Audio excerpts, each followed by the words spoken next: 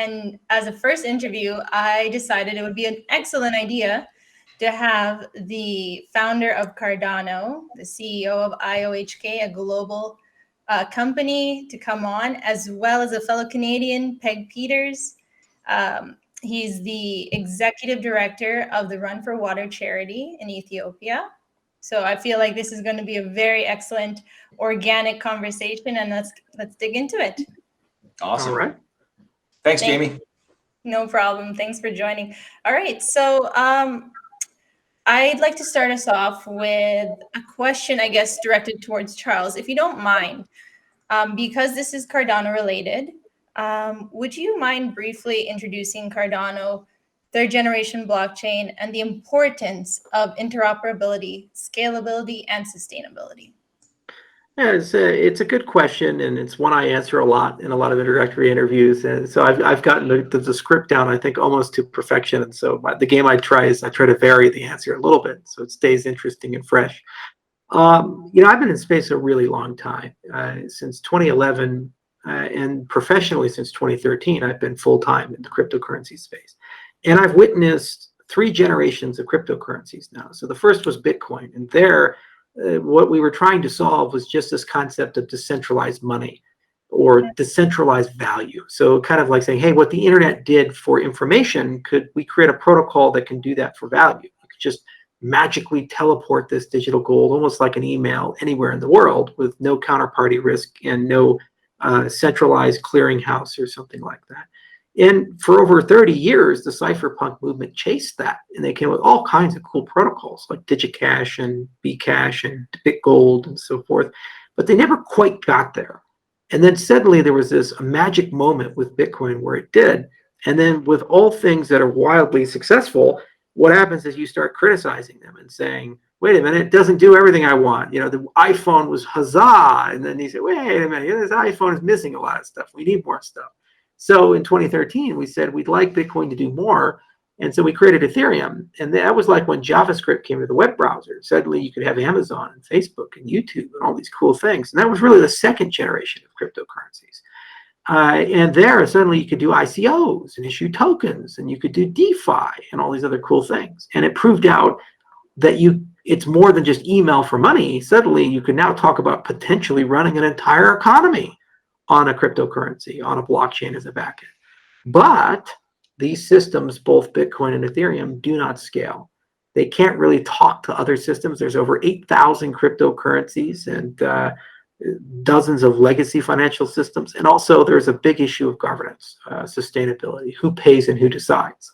Normally for any system, especially large scale ones, you have a custodian. Either it's a governing body or a government or a corporation, like Microsoft to Windows and Google to Android or Apple to the iPhone. And you don't really or shouldn't really have that with a cryptocurrency. So what we did is we bundled this concept of scale. How do you scale to millions to billions? This concept of interoperability, kind of the Wi-Fi moment of our industry where everything just works, and the sustainability governance components into what we term a third generation cryptocurrency. So you keep all the good stuff from the last 2 generations. You keep smart contracts, you keep the centralized value and the centralized control and all that ethos, but then you also gain the ability to do this at the nation scale and enable completely new markets. Now, Cardano in particular does this with a philosophy, and we actually kind of have 3 philosophies baked into everything we do. So the first philosophy is this concept of first principles thinking and peer review. The reality is these protocols are very complicated, and no one person should be entrusted to developing them, because no matter how brilliant that person happens to be, they're bound to get something wrong. This is why at the Shelley Summit that we had last year, we invited Vint Cerf to come. He's the creator of the internet. And the very topic was the things you would have done differently had you known what you knew now. And he talked for a long time, and he's given that presentation more than once because there's a litany of problems. So the peer review first principles process is saying you broaden it so that many minds work together, and you write it in a way that independent people who have no stake in your project verify the work is done correctly. Since we started following that, we have not only done good research for Cardano, we've written 94 papers, many of which have gone through the peer review process at major venues like Crypto and CCS, and we have more than a dozen universities we regularly work with and 4 research labs and 25 PhDs. that actively do research for the project. So that was the first principle. It's like, do research well. But then you have to translate that research into code. And that code is very complicated. And how do you know that the code is correctly implemented? All the time. There are very subtle software bugs. And if you have them, you can have the plane crash, the brakes on the train, or your car don't work. You'd like to believe that, the code is right. Okay, so we have something called formal methods that we follow. And formal methods basically says that you use math and sophisticated specification languages to basically write a blueprint, and then you can validate with a mathematical proof that the software you've written follows that blueprint. This is the highest art in software. It's the most difficult thing to do in software, and there's not many people who do it well. But if you have billions of dollars at risk, or people's livelihood at risk, or their privacy at risk, or perhaps even their lives at risk, it's probably a pretty good idea to know that the software works, or otherwise I think you're being immoral in that respect, at the very least, perhaps even negligent. And then finally, we have this mission about why we're building the system, which is this concept of economic identity. And so I think it's bad that the human race has two systems, the system for the rich and the system for the poor. So we break the developing world and developed world into these two halves. And if you grow up in America or Germany or France or Japan, you probably have access to banking services. You probably have a passport. You probably have a birth certificate. You probably have the ability to get reputation and credit. You have the ability to get a loan. You have the ability to get an insurance policy. You can buy a car. You can get an education. These are things we take for granted. We just assume these are facts of life in the 21st century. 3 billion people live in a reality where that is not the case, either partially or completely. And either they have to get very lucky and win the genetic lottery and be born to the right family, or they have to win the geographic lottery and find a way to get to the right country to be able to acquire economic identity. For the first time in history, these protocols provide us the ability to build a system that is equal in its fairness from Bill Gates to the poor farmer in Senegal. There's never been a time in human history where we flirted with systems that could do that, and do that in a way that you cannot be deplatformed or shut out or censored, or basically your economic identity stripped from you. Even if you're diaspora fleeing your country, in many cases you might be able to take some of your property with you instead of just a t-shirt on your back. So those were the three guiding principles that we started the work on Cardano with back in 2015. And it's been an amazing journey. We've grown from 2 people to an army. There's probably almost 1 million people in Cardano Nation at this point. And I've counted 7 tattoos of people who've tattooed their logo on their bodies, which is a big indicator of passion. I haven't even done that yet, but maybe one day. We've seen, as I've mentioned, great academic success. We've run the largest research group in the world for cryptocurrencies. And we're in markets like Mongolia, the country of Georgia. We're in Ethiopia and Addis Ababa. And we've done everything from talk to the Agricultural Transformation Agency to meet heads of state to large NGOs. And we've had just a great time growing everything. And we're getting to a point where Cardano is really starting to make progress towards its mission. It'll take a few more years before we see massive, meaningful, substantive progress, but it feels achievable now instead of just aspirational, where it was just a goal or a dream and we're kind of living in the clouds. It's more of if we just work really hard and take the time to do it, we will be able to bring millions of people into the system and have them live in a fair global economy where they get to keep the fruits of their labors and not have to live in fear. And that's really been the privilege of a lifetime for me. Charles, how did you, that's quite a shift for you to say, I want to help, create a system that's going to work for the least among us. That's not something that a lot of investors or folks in crypto, that's not kind of how they think. What was the transformative moment for you to say, no, that's the future. Let's go there. Let's have an office in Addis of all places. I've interacted with John. I work in Ethiopia, 4 or 5 trips a year. And I'm starting to see, I've been watching what Cardano's doing in Africa. And I've been watching as a guy who wants to invest and see transformation happen. So what shifted for you, Charles? Well, it has to make sense economically. And the odds are that if you're really clever and you change the rules of the game, you can create a reality where the things that make you personally wealthy and successful also just so happen to be the things that make the world a better place. This is what Tesla did. They said, hey, Let's create a completely new way of looking at energy and transportation. And if we pull this off, succeed or fail, we're all going to get rich. Oh, no, and by the way, GM has just announced that they're no longer going to make gas cars and diesel cars by 2035. It's a company that, 20 years ago retired the EV4 and said, we're not going to do battery cars. It's a useless market. So when we look to Africa and we look to the developing world, I look at it like China in the 1980s. If you're real clever, you realize that there's $5.5 trillion of illiquid wealth. These economies are growing at 10 to 15% per year. The majority of the population, 70%, is at or under the age of 30. So you say, where are the big growth factors going to be? Where are the jobs going to be? Where's the great opportunities going to be? Sure as hell's not going to be in America that's in decline, or Europe that's in decline. And China's a closed economy to me. I'm not Chinese. So it actually turns out to be Africa. And I tell you who's investing here. It's China. They put $1 trillion into that continent in a very predatory way. So to me, it's not just, altruism. That's great. And everybody wants to save the world and do great things. It has to be altruism married with a purpose and a mission of changing things. And that is where you make the maximal impact, because people who couldn't care less about the humanitarian side of things will chase you because they want the money too. And it just so happens by doing that, they also change the world. I think that's absolutely brilliant because, I use this term and I got this, I know there's this guy named Will Ruddock. He's out of, he's created these currencies inside of Kenya. They're basically currencies, and now he's using blockchain. You got to talk with this guy. He's going to love you, or you're going to love him.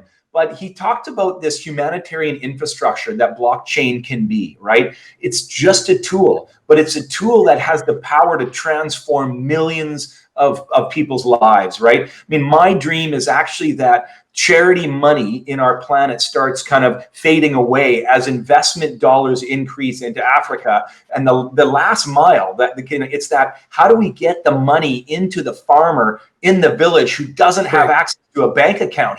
All he has is burr, in his back pocket. And I'm like, I want to invest in that guy, but there's no infrastructure for me to do that. Right. Cardano could help me. That's the goal. And it takes a long time to get there, public-private partnerships to get there. You have to have the right growth models. You have to be very clever about the economics and incentives in the relationships, because the problem with a lot of these jurisdictions, you're keenly aware, anybody who does business in these places, is that rule of law is a little malleable. And that means when you have a contract or a certainty or a legislative decree, somehow that just changes on you and you don't really have a lot of recourse. So the only way you can build sustainable deals is to build the economics in a way that regardless of who happens to be in charge, there's a huge political cost to canceling the program. And those things are quite durable and they survive. They survive coups. It doesn't matter if there's a king or a president, they'll stay because it's no one's interest to cancel that. And the best projects are transnational and they're well structured. They spread the wealth around and they're quite diverse in how they're bootstrapped. The other thing is you have to have a really good answer to identity. That's the foundation to all of these things. And that's why we built Prism in addition to building Cardano. And Prism is a self-sovereign identity platform based on DIDs. And the goal is that we can get strong identity infrastructure put in. Now, it just so happens that globalization is forcing all African nations to change the way that they do business because they're losing market access. When Starbucks wakes up and says, guys, we're only going to buy fair trade sustainable coffee, that's not a buzzword for an African farmer who, he puts his beans in the back of a donkey and rides it to a washing station. He now has to figure out, how the hell do I prove that I'm paying my workers fairly and I'm carbon neutral and all these other things? How do I even do that? It's not digitized. So the government has to show up and say, okay, well, how the hell do we prove that to Starbucks? And they say, well, we need a new system. And this is a great rare market opportunity to leapfrog. You don't go to some legacy paper system. You just go straight to blockchain in that particular case. Just like when Pakistan said, we want everybody to have access to phones. So did they go and put millions of miles of copper in the ground? No. They put 4G towers and they leapfrog that entire infrastructure. There's no copper there, 4G. So that is, I think, that the two lessons I've learned from being in Africa for years, in talking to people who are in Africa. And I think we may have run into Will. I think he's doing the Modern Money Network or something like that. Grassroots Economics is the name of his organization. Yeah. And so I rub shoulders with a lot of these people. I probably met them at Davos or somewhere. But there's a lot of great entrepreneurs who are there, and I think the shift of the game to saying, look, everybody's young, the leaders are becoming young. The head of Ethiopia is a cryptographer. I think he's in his 40s or 50s. He's extremely well educated. He can read my papers. We have a very different conversation with him than we're going to have with Joe Biden. Okay. And given that there's a mandate and there's now a globalist demand to change the nature of these economies to accommodate different forms of attestation and supply chain, there's an opportunity to put in new systems, and those new systems can carry with them identity. And once you have identity, you have everything, especially if it's built the right way. You now have a payment system. You now have a voter registration system. You now have provably fair elections. You now have a property registration system. You now have a way of creating stock markets and creating micro IPOs and micro lending and liquidity where it didn't exist before. And because you have identity, you have a reputation system. You have a reputation system that gives you the ability to do business with people. By the way, you can also bake regulations in. That last mile of trust, right? I mean, so you can have lots of people who want to invest in Africa, but that just sounds like a black hole. That just sounds like you're dumping money into a continent that you don't have any way to, you don't have no way of knowing who these people are. I mean, I'm part of a network of people that have been working, we've come from the humanitarian side, but we have these huge networks of trust. What we want to do is connect those networks of trust on the ground in these villages. We work in 500 villages out throughout Ethiopia. We have access to 4 million people that we work with, on a yearly basis. Imagine us connecting, being the connector between opportunities of investment on a blockchain system out into these communities. And so these issues of trust, blockchain can help solve those problems of trust. Right. And this is an example when we say a public-private partnership. So, when we do a deal, if we get to the point, for example, that we wanted to give ID to all these farmers, Peter, I'd call you up and I'd say, come on, you need to be part of the coalition. And then we'd also include a government ministry, and we'd probably include some local businesses as well.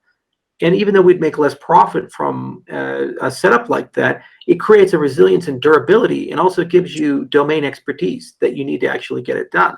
I remember when I was in South Africa, I went and toured the townships years ago, and I was with these guys from a venture called Inlu, and they were trying to build apartment buildings in the townships, and they had this beautiful business model. But they said their biggest problem is land deeding, because what happens is people will sell their property, but they don't actually register it with the government because it's too expensive to do that. So the ledger that the government maintains on ownership is usually 4, 5, 6, 7, 10 transactions out of date. So I said, well, how do you actually get a proper property ledger? And he said, oh, it's real simple.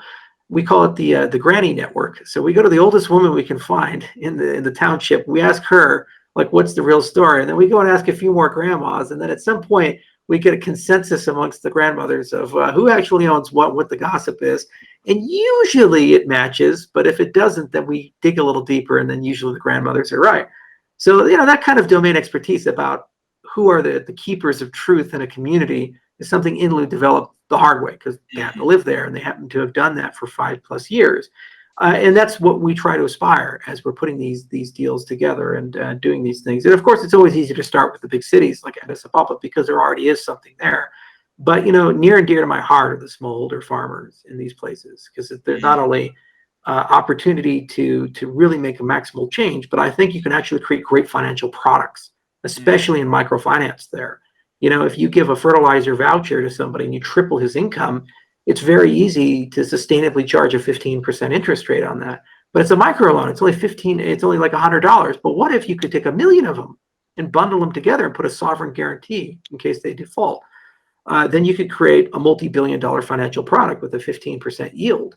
That just does not exist in the Western markets. And what that does is it creates liquidity. It brings in billions of dollars from Wall Street to the poorest people in the world, and it's a better investment than Microsoft or Apple. So that's the kind of stuff we really think about, and we're trying to get closer and closer. And I have a lot of these conversations with John, and I hope I can have them during a wet year because they're a lot more fun. Yeah. And that's what really attracted me to the whole blockchain technology. I found, Charles, I have to put this little tidbit in here. I came across your YouTube channel in, I believe, March of last year, 2020. Crazy year. We all know how well that went.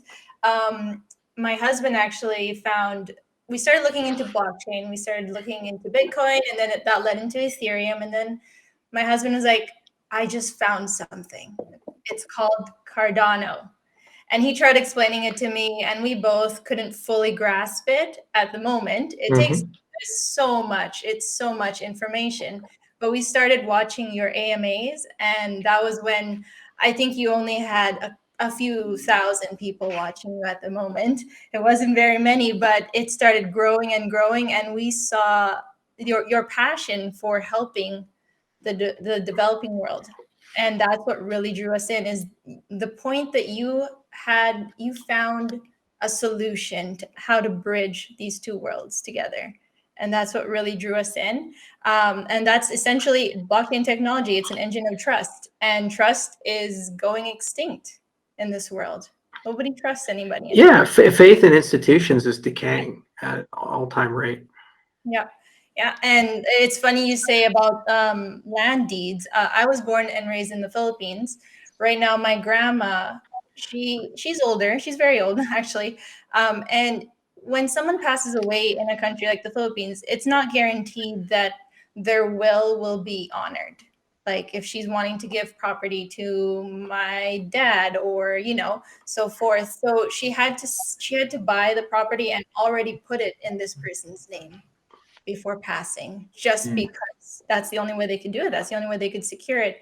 And it's just very interesting with all these solutions that blockchain is bringing out, that you guys are researching, I should say, IOHK and Cardano. It's amazing. And essentially that's how I found Peg. It's funny. I just started a stake pool, a Cardano stake pool, and I want to be connected to a charity of some sort. And I emailed Peg asking if he would be willing to accept donations in Cardano. And I did not expect a response from Peg, because I didn't know if he knew what Cardano was. And almost instantly he responded, and we connected. And that's how this all turned about. There are people that want to make this work and bring about adoption, and it's very exciting. It really is. Yeah, and Jamie, it's brilliant. I love the stake pool. You want to give back 21%, of your earnings back into, to do good in the world, which is, I love that, and I want to help promote that. But I think you're a perfect example of the kind of upcoming generation that is saying we want to do things differently. We want to empower. We want to still be able to have wealth. But why does my wealth have to decrease if the other, if Africa's wealth increase? That's charity. Versus I have to get rich and you have to get poor. Like it's a zero-sum game, right? And I think and this is exactly why I think Cardano is coming into that space and hitting a generation of people that says, why do we have to play with the zero-sum game? Why can't it be a win-win around our planet? And Charles, that's kind of what you're creating products that are trying to answer that kind of question. So that excites me. What's real on the ground this year in 2021 in Ethiopia? Because that's obviously where I'm one of the primary countries I work. What do you see happening there this year?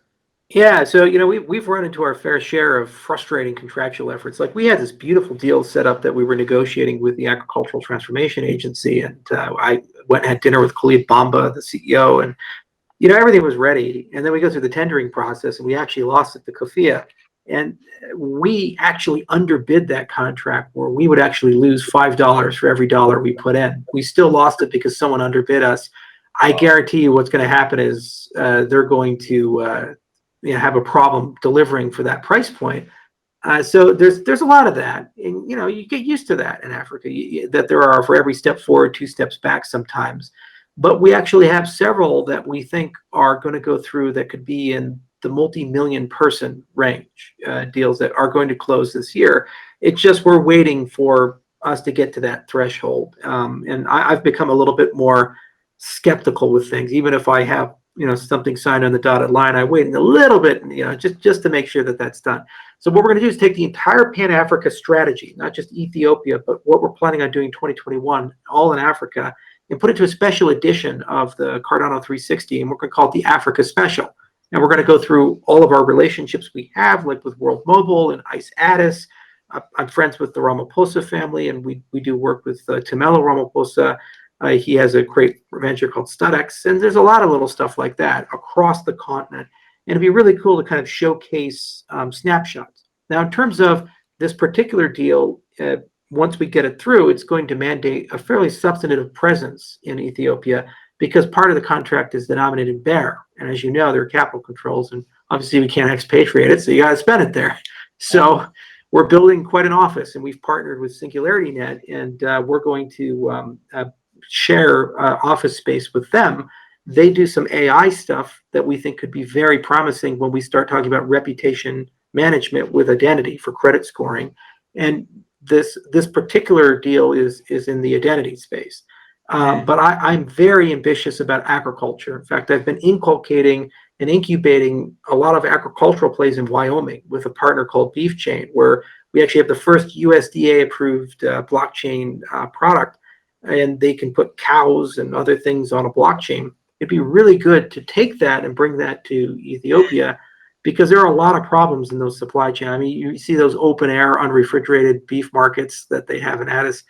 I think it's time has come to perhaps change that a little bit. And there's a lot of problem with contamination. And as I mentioned, globalization, you can't export the beef if you can't prove certain things about the production quality.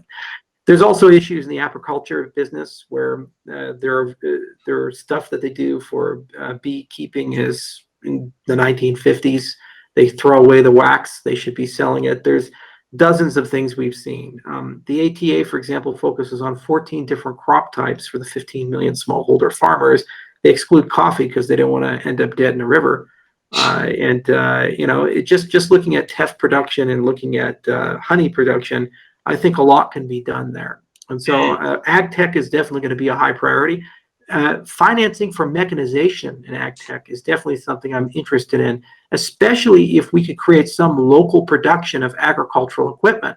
You know, it's one thing to be a farmer, it's another thing to be a mechanized farmer. I'm a mechanized farmer. I have my tractor, I have a Massey Ferguson, I have a walker, I have an automated watering system. You know, I grow hay on my farm here in Colorado. You can't really do that in Ethiopia. And even if you had mechanization, who the hell's going to fix it?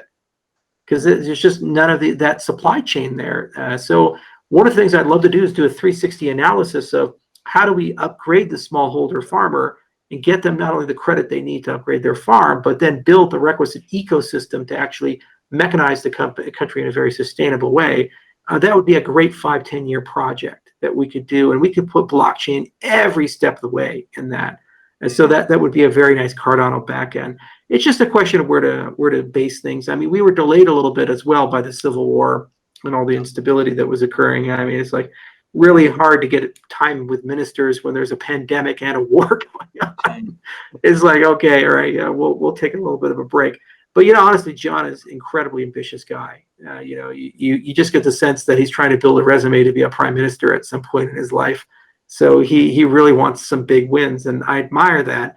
You know, the other thing is that we're trying to look at Pan-African plays as much as we do Ethiopian. Like, I would love, because we talked to Kagame about this when we were in Rwanda. He's for over 10 years been pushing for an African euro. He wants a Pan-African currency.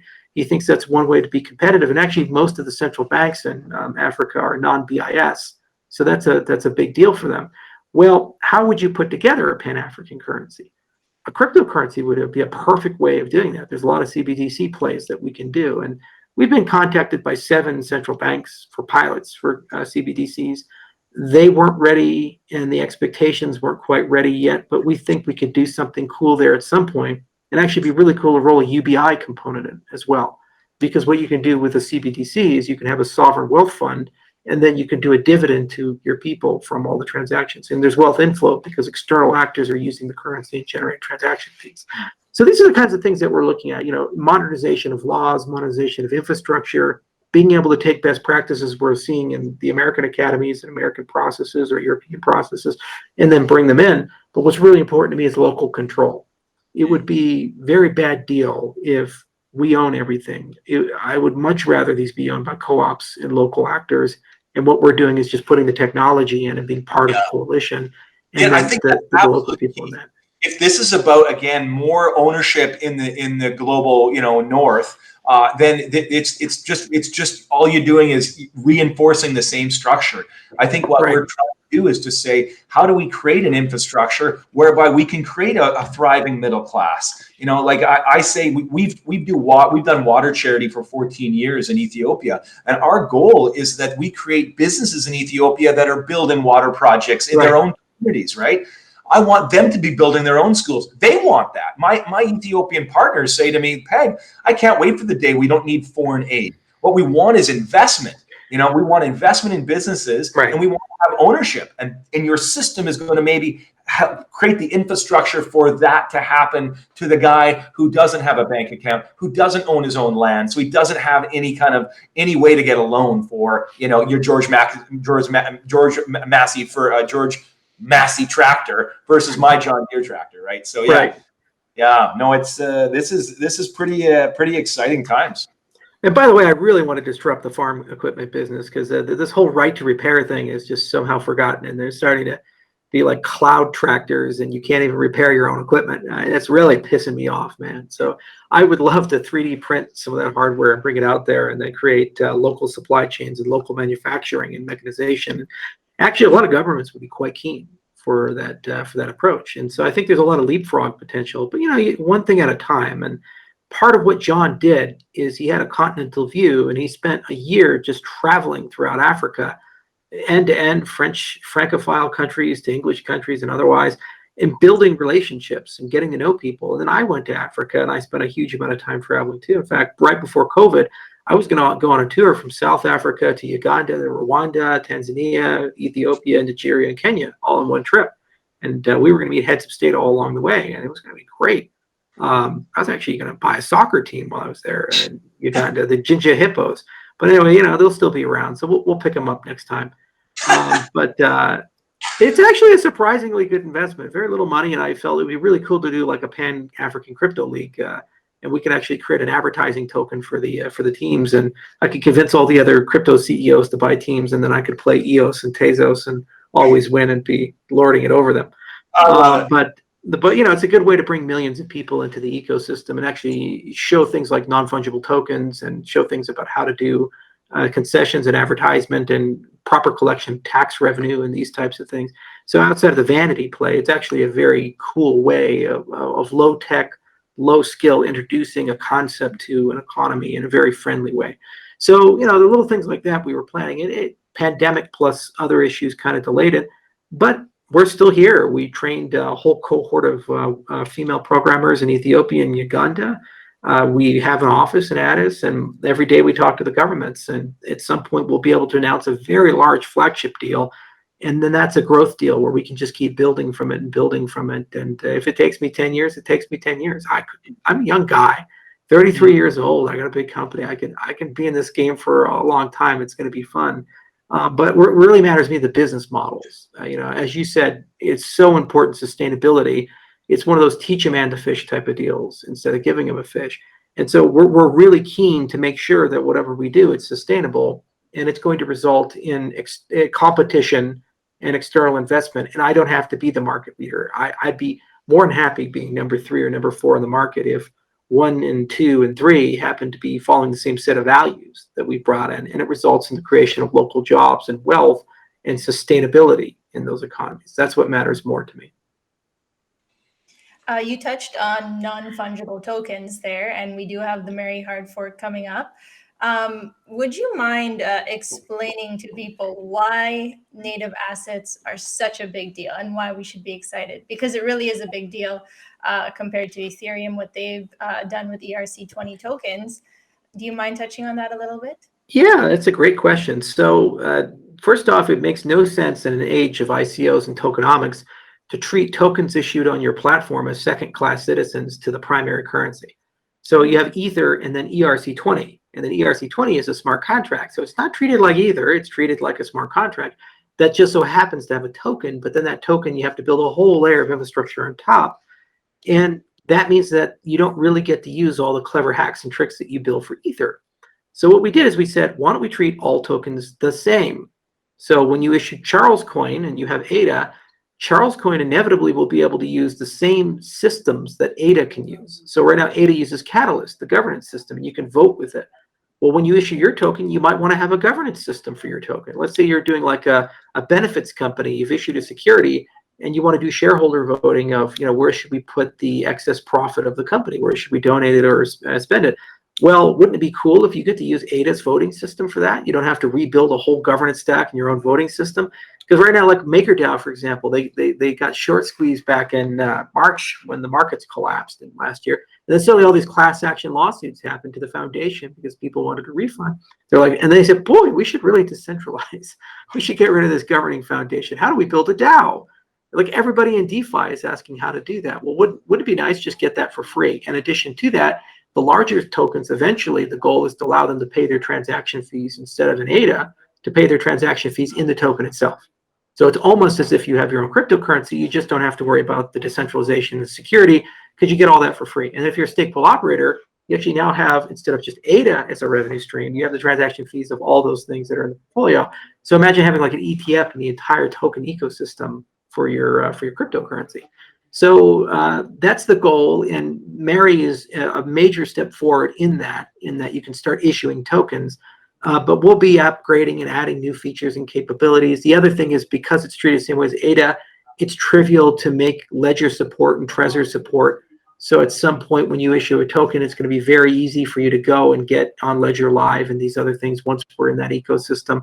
And then all the security mechanisms we have for Daedalus on how you treat ADA will be reusable for the tokens that you issue on the platform. So that's kind of the goal. And we're trying to future-proof as much as possible. Like, for example, we spent a long time working with Coinbase on Rosetta support. We actually went proactively upgraded Rosetta from native multi-asset. So if we ever were listed on Coinbase, it would be very trivial for Coinbase to also list assets that are issued on Cardano. It's like literally a flag in the software, as opposed to a completely new integration and so forth. So these are the kinds of future-proofing things that we're putting in, and make sure that the payment channels, state channels, the voting system, the fee system, the way stake pool operators handle them, the security mechanism, it's all unified, and then everybody's treated as a first-class citizen as opposed to something distinctly different. And then also it means you don't have to implement a complex smart contract to issue a token. So it makes it much easier to issue tokens, and also it's harder to screw it up. We kind of gave you safety scissors in that respect. So it's been fun. The Mint Network, I think over 100 tokens were issued on it. That was the test net for tokens.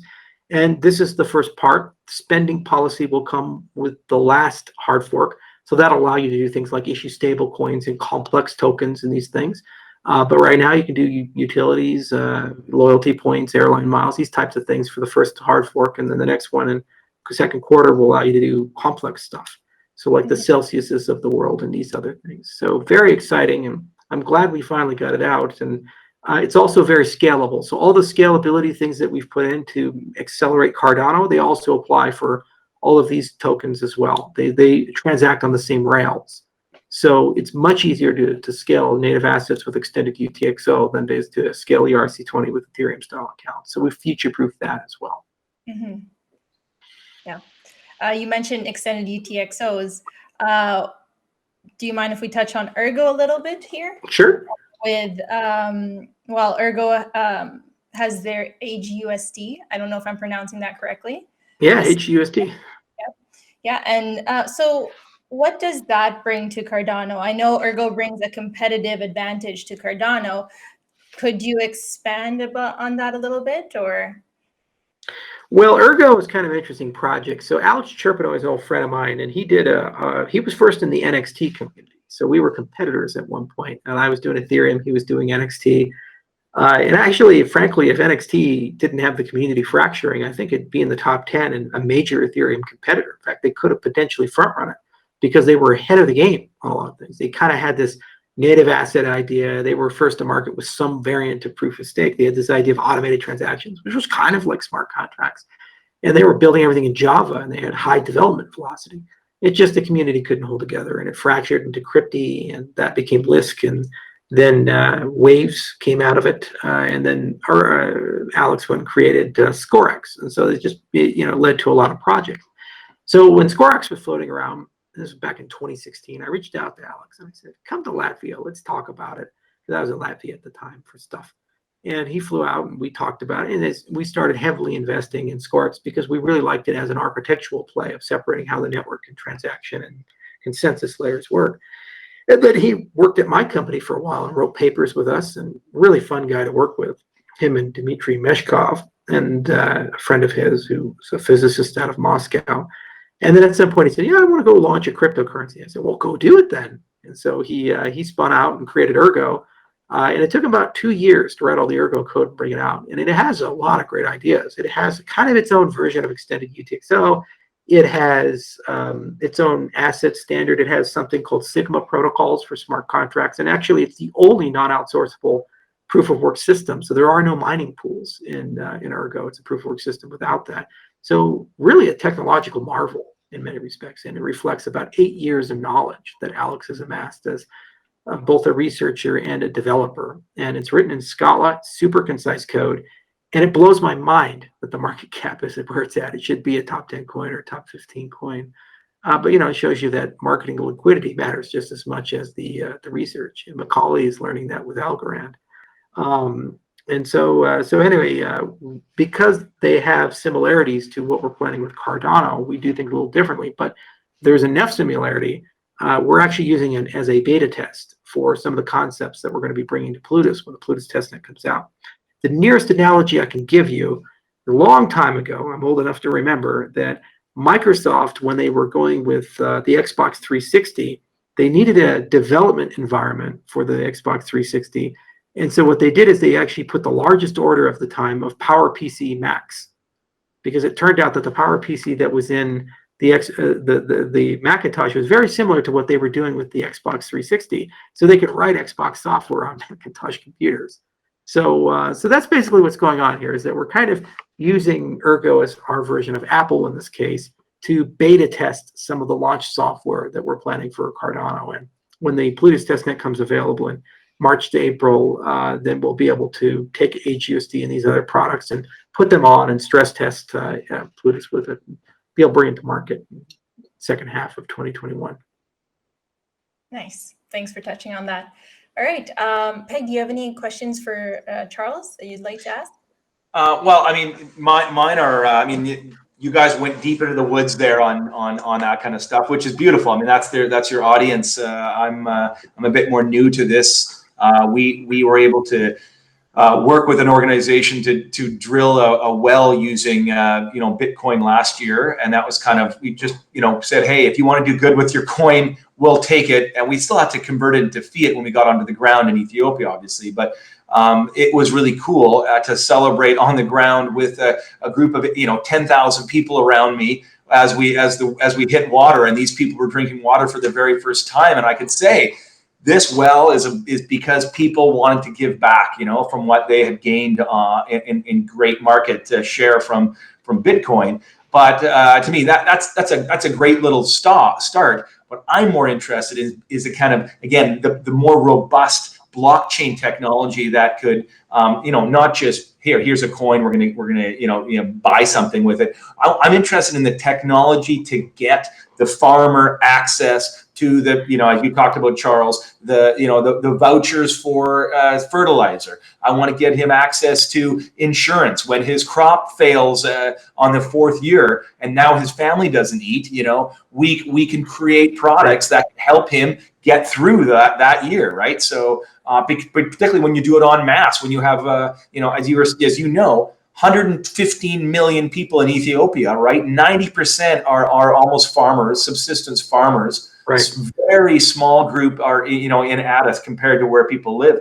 And yet most people don't have access to banks. So if you're just thinking on scale, and the average age is 19 in Ethiopia, 19 years old. So you want to talk about where you're going to go into these. I work and live in these places. You are right. This continent is just ripe for investment and engagement. And these are the tools we need to make that happen. Right. And you're 100% right to point out the age. That's not just a figure. It's just saying, think about their reality. These kids grew up and they've only ever known digitization, computers, cell phones, the internet. It's not like they're not internet enabled. Our e-waste becomes their phone. And, this is a supercomputer. It's going to be in Africa in 24 to 36 months when I upgrade. So given that reality exists, they have access to Coursera, they have access to Udemy and Udacity and edX, and they have access to YouTube.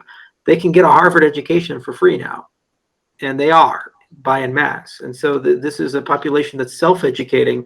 And what's so cool about it is because they're not brought up with orthodoxy, they become amazingly resilient and creative in the way that they approach the world and solve problems. And I think it's the best acid test at all to do protocol design. It's like, if you can find a way to make something work well in Ethiopia, it's going to work well everywhere in the world.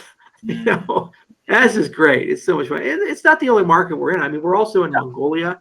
And there's a different set of challenges there. It's the tale of two countries where there's hyper-urbanization in Ulaanbaatar. There's 1.5 million people there. The rest of the country are nomads. The other 1.5 million live outside the city. 900,000 live in tents.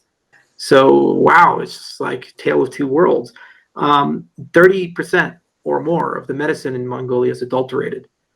So if you're taking an antibiotic, 1 in 3 chance that's fake or expired or mislabeled. In a country with an epidemic of tuberculosis, that's a big problem, and so and they have actually the worst air quality of any Central Asian country, because during the wintertime, all these garros come close to Ulaanbaatar and they burn coal and other things to stay warm because it gets so brutally cold, and the air quality gets so bad that they have a huge incidence of lung cancer and COPD and asthma. And many of the wealthy Mongols will actually leave the Ulaanbaatar during the winter and go somewhere else. They'll go to even China or to Russia or to Japan and spend the winter there and then come back during the summertime. So they say, hey, we need better air quality. And that's the beautiful thing about our industry is that, it's a skeleton key. If it works in one place, it can work in every place. And maybe we beta test it in Ethiopia or Wyoming, but we can take it to Mongolia and so forth. It's just you have to have some patience and you have to have a long time horizon. I say most of our projects, they take 3 to 7 years, somewhere in that time horizon before you can make meaningful progress and get to that moment where you're digging the well and you have the tear running down your cheek. There's like so much that goes into that, as you're aware. And there's always setbacks too and unpredictable things. This pandemic really slowed us down in that respect. It helped us on software development because all of our guys had nothing better to do. So they're just sitting at home programming. So it's like, huzzah. Shelly finally shipped, but it sure as hell slowed down business development. And I can't wait for this pandemic to be over to get back to work.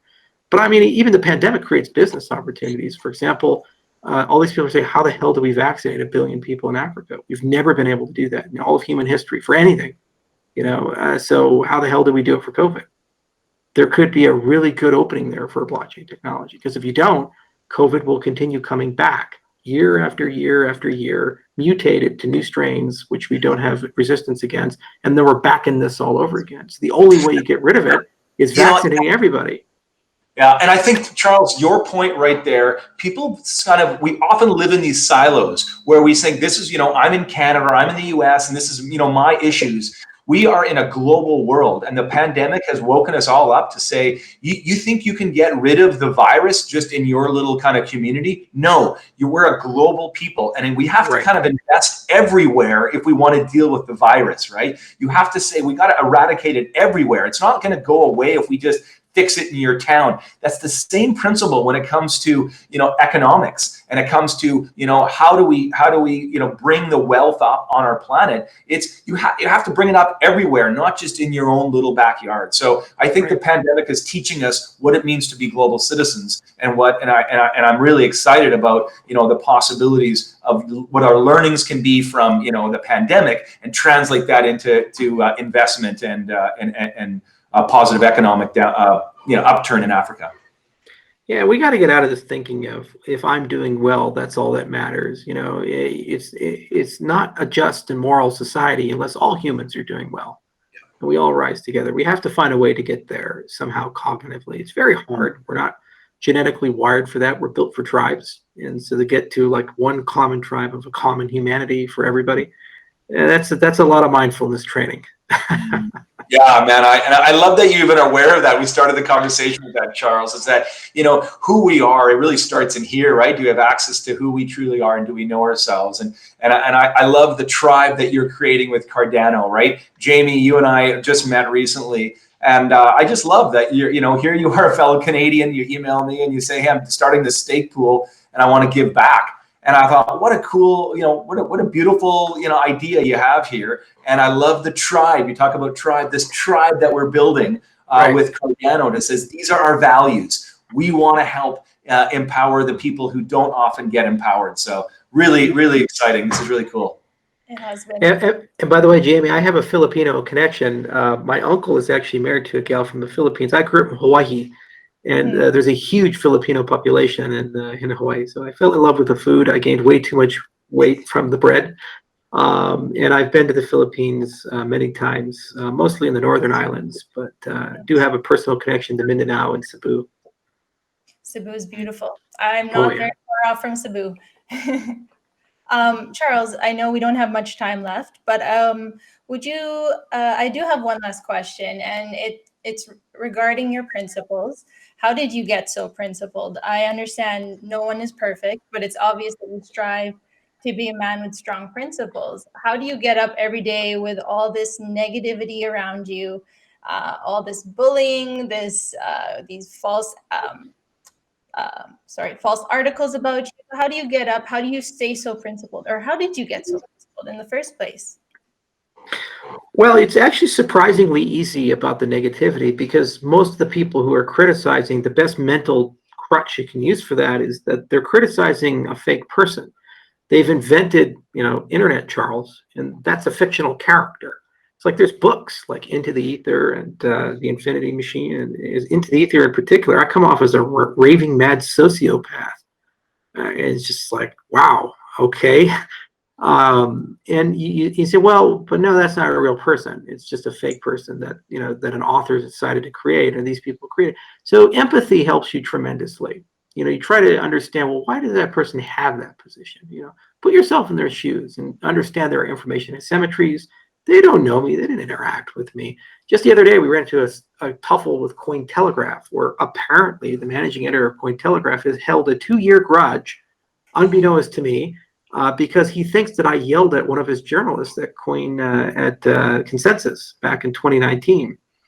I have no memory of that. It's not my style. It's really self-defeating to yell at journalists, especially in public, but he believes it. And he believes it so strongly that for the last 2 years, Cointelegraph has had negative or neutral or omitted coverage of our project. So he's hating a phantom. So, it's like hate is like taking poison and hoping the other person gets sick. Don't do it. Don't embrace it. Don't get involved in it. So that's one dimension of it. The other dimension is you have to have an ability to slow things down and live in the present. The best way of doing that's meditation. And also you can like your mileage may vary. You can go crazy with that. For example, I'm right now building a new house for my employees when they come to town. It's a COVID, we have downtime, so I can kind of plan out what it's going to look like. I'm putting a special room with an isolation tank, sensory deprivation tank, because floating is great. I used to do it pre-COVID all the time. And there's nothing better in life than floating in a dark chamber for 90 minutes with no distractions, no digital stuff, just left to your thoughts. And it's amazing what you can learn from those types of experiences and how trivial these problems in the world seem. Now, in terms of ethics, you have to make decisions in life about how you want to live, and you have to have reciprocity. There's golden rule: treat people how you want to be treated. And you have to develop a universal sense of fairness, because that's the only way to live, in my view. And if it's not fair for someone, it's not fair for everyone. And, you have to fight in society if you have the power and the ability to pursue that end, because you'll never be disappointed with the outcome. You might not get what you want, but at least you can look and say you tried and you went for that. And it doesn't mean you have to make inordinate sacrifices and go and be Mother Teresa. I know a lot of philosophers, and one of them told me, say, Charles, the ultimate test of humanity is the parking lot at the grocery store. I say, what the hell do you mean by that? He said, see all those baskets? Mankind has this test that they do when they go shopping. They take their groceries to the car with their basket. And if they return the basket, humanity is intrinsically moral and just. If they leave the basket in the grocery store, we're intrinsically evil. And I say, how you got that figured? He said, because there are no consequences for not returning the basket, but it's the right thing to do. and no one's observing you. So the question is, not being observed, do you naturally and natively do the right thing, or do you do the evil thing, right? It's like, wow, that's some Ring of Gaia shit there. So it's an interesting question. So I'd like to believe, on average, more people will return the basket than leave the basket in the parking lot. I don't know. Maybe everybody's going to get paranoid from this and be extra attentive to returning baskets. But there's also like that weird movie, The Button, right? There's all kinds of cool stuff about it. So I tend to live on a positive side because it costs me nothing to be positive. I think the biggest evil in the world is cynicism and apathy. This belief that you can't change things, you can't make things better. Everything we have in life, we've inherited from people no brighter, in many cases, not as smart as us. Why the hell do we take it as axioms and canon? You can change things. Even mathematics, you can change things. When I started learning math at the advanced level, and you go back beyond calculus and you start looking at like set theory and logic and analysis and algebra, you start realizing that math is just all made up. It's a set of rules, and you can change them. For example, everybody likes to believe that math is like the ultimate truth and it's connected to reality. We have something called the axiom of choice, and it's just a really simple axiom. It says, given a set, you can pick an element from it. So, oh, wow, that's really revolutionary. Well, if you admit it, if you include it in your system, you have a paradox called the Banach-Tarski paradox, where you can take a ball, break it apart, and build two balls from it of the same size. So you're like, wait a minute, I've just lost conservation of mass. It's like I just create things out of thin air. So suddenly that means that math may be incompatible with the laws of physics. I thought math was truth and reality. What happens if you take it out? Well, a lot of bad things happen there. You have constructivist mathematics and all this other stuff, and talk about the law of excluded middle. So math is just all made up, and so when you start realizing that these rules aren't so solid and written in stone, it means you can change things. And if you can change things, why the hell aren't you changing things for the better? It's just that simple. That's the question you have to wake up every day and ask yourself, why aren't you changing things for the better? Why not? Oh, I'm too busy. I got this job. I got 3 kids to raise. I got this. I got that. Whatever.